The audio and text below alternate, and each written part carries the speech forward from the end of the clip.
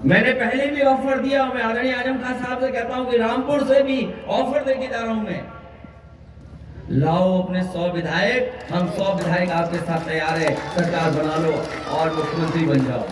पहले बिल लाते हैं बड़ा सा और फिर जुर्माना और फिर मुकदमा, तो ये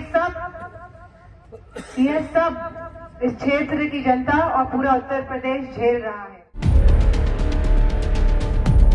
उत्तर प्रदेश की मौजूदा सियासी जंग में टक्कर सिर्फ भारतीय जनता पार्टी और समाजवादी पार्टी के बीच ही है और रामपुर विधानसभा का उपचुनाव और मैनपुरी लोकसभा उपचुनाव मौजूदा वक्त में सबसे ज्यादा अहम दिखाई दे रहा है और यहाँ भी समाजवादी पार्टी की टक्कर सिर्फ भारतीय जनता पार्टी से ही है।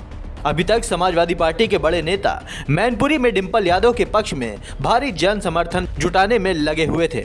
खुद अखिलेश यादव मैनपुरी में घर घर जाकर अपनी पत्नी और पार्टी प्रत्याशी डिंपल यादव के लिए वोट जुटा रहे थे, लेकिन अब अखिलेश यादव ने अपने दूसरे प्रत्याशियों के समर्थन में ताकत लगाना शुरू कर दी है। जी हां, अखिलेश यादव और डिंपल यादव ने शायद मिलकर यही तय किया है कि अखिलेश रामपुर के लिए जी तोड़ मेहनत करेंगे और डिंपल मैनपुरी के लिए।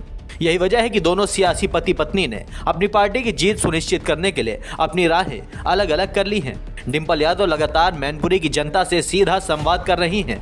वो लगातार लोगों से मिल रही हैं और समाजवादी पार्टी के पक्ष में जीत डालने के लिए जनता से अपील कर रही हैं। आज किशनी में अपनी जनसभा में उन्होंने जनता से क्या कुछ कहा, चलिए आपको सुनाते हैं। पहला ऐसा चुनाव है जो हमारे आदरणीय नेताजी हम लोग के बीच में नहीं है और जितने भी आदरणीय बुजुर्गजन यहाँ मेरे सामने उपस्थित हैं, बैठे हुए हैं, मेरा मानना है कि आप सब ने कहीं ना कहीं नेताजी का उनके संघर्षों में साथ दिया है। और कितनी महंगी और हमारी माताएं बहनें जो यहाँ आई हैं, उन्हें अपनी रसोई में महंगाई से कितना जूझना पड़ रहा है।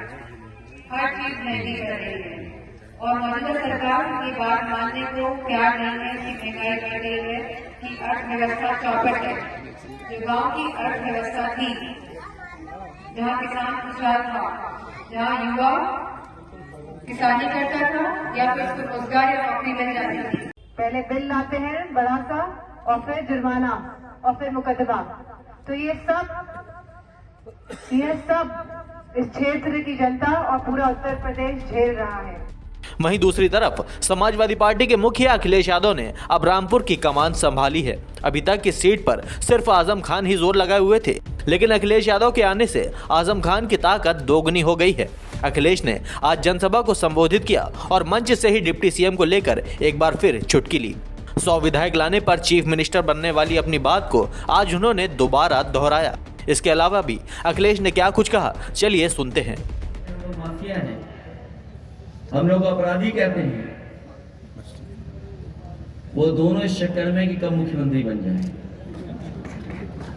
मैंने पहले भी ऑफर दिया, मैं आदरणीय आजम खान साहब से कहता हूं कि रामपुर से भी ऑफर देके जा रहा हूं मैं, लाओ अपने 100 विधायक, हम 100 विधायक आपके साथ तैयार है, सरकार बना लो और मुख्यमंत्री बन जाओ। क्या डिप्टी सीएम बने घूम रहे हो? डिप्टी सीएम ने क्या रखा है बताओ? जो अपने विभाग के एक सीएमओ डॉक्टर का ट्रांसफर न कर पाए, वो डिप्टी सीएम है। एक दूसरे डिप्टी सीएम है, उनका विभाग बदल दिया और जिस विभाग में वो मंत्री बने उस विभाग का बजट ही नहीं है। हम तो उन्हें ऑफर देने आए हैं,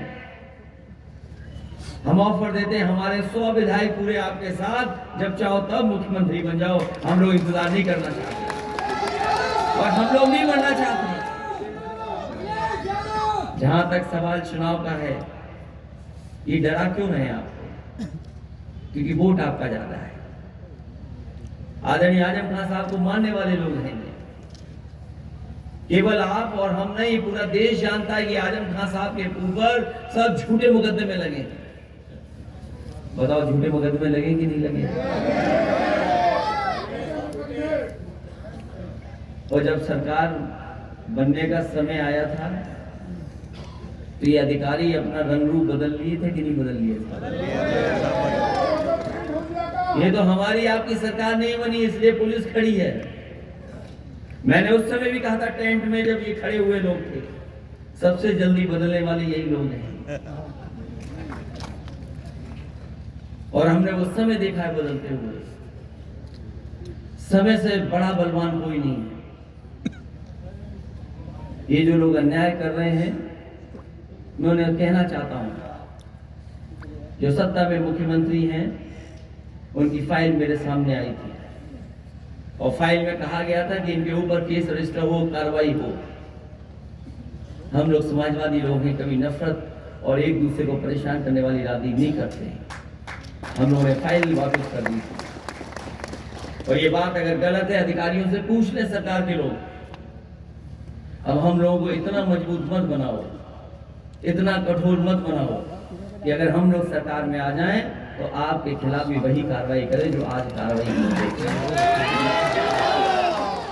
इसलिए मैं आखिरी में तो नहीं कहना चाहता हूं,